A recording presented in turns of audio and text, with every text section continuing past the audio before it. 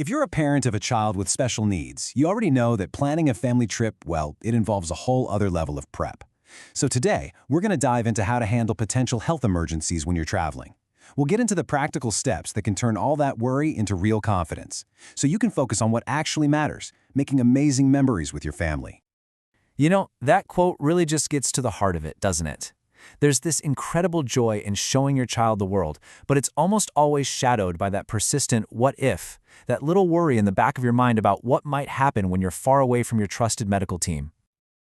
So, how do we make that shift? How do we go from feeling anxious to feeling empowered? That is the big question we're tackling today, and this explainer is designed to give you the exact tools you need to do it. To bridge that gap between the joy of travel and the worry that can come with it, we need a plan. And it all starts with the work you do before you even leave the house. All right, let's build our blueprint for confident travel. Seriously, the most important work happens long before you even think about packing a single bag. We're going to start with creating a proactive emergency plan, and then we'll cover exactly what medical supplies and documents you need to have on hand.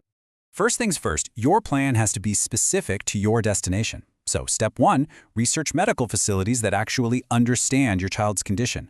A really great resource for international trips is the International Association for Medical Assistance to Travelers, or IAMAT. They help you find qualified English-speaking doctors. Second, talk to your own medical team, get their advice and a detailed summary. And third, create a simple one-page info sheet with all the critical details. And hey, if you're traveling abroad, get it translated. This single piece of paper can be a total lifesaver for first responders. Okay, here is a super simple rule that can be an absolute game changer. Pack at least 50% extra of all essential medications. I mean, think about it. A flight delay, a lost bag, or an unexpected extension of your stay can happen to anyone. This buffer just ensures you're never caught in a dangerous situation without the supplies you need.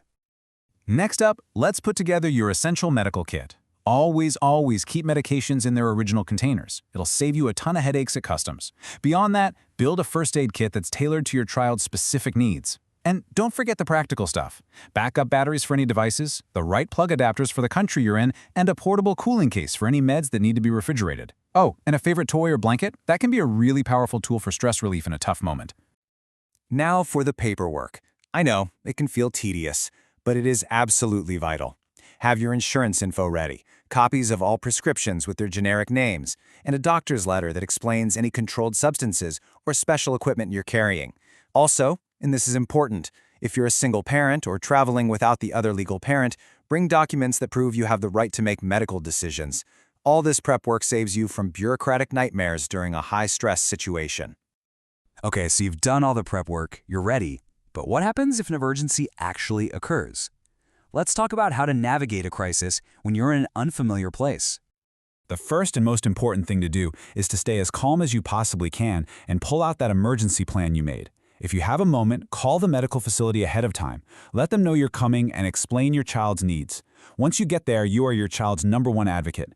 Use your info sheet, request an interpreter immediately if you need one, and have your insurance information ready to go. Now this might be the most critical communication tip of all. Doctors in a new place don't know your child. You have to be the one to give them that context. So you need to clearly explain their normal, day-to-day baseline, what's typical for them. Then explain what is happening right now that signals this is a serious problem. That distinction helps them understand the urgency and uniqueness of the situation, especially for kids with complex conditions. And that brings us to a really key legal tool. It's called a medical power of attorney. Basically, it ensures that if you are unable to communicate for some reason, another trusted adult you're traveling with could legally make medical decisions for your child. It's a crucial safeguard that prevents any delays in care. So, as you can see, every single step we've talked about comes back to this one central theme, the power of preparation. This isn't about expecting the worst, not at all. It's about empowering yourself to handle any situation with confidence. So let's just lock in that peace of mind with a few key legal safeguards. This means having clear proof of your authority to make medical decisions and maybe a temporary power of attorney for a travel companion. For international travel, make sure these documents are notarized or even apostilled, which is just a fancy way of certifying them so they're legally recognized in other countries. This prep removes any legal confusion when time is absolutely critical. Ultimately, that's what this is all about. Every step you take, every document you copy, every plan you make, it all builds this foundation of security. It transforms that worry into readiness, and it allows you to truly, truly enjoy your family adventures. Preparation is peace of mind. So, I'll just leave you with this question. You don't have to do everything all at once. Maybe it's just looking up IAMAT, or maybe it's starting a draft of that emergency info sheet. What is one small, manageable step you can take this week to make your next family trip a more confident and protected adventure?